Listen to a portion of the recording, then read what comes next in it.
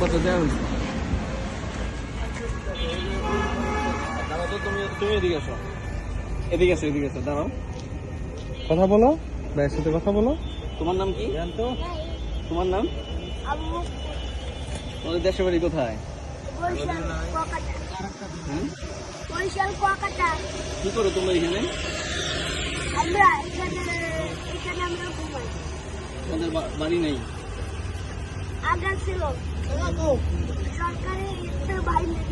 সরকার ভেঙে দিছে। তোমাদের বাবা কি করে?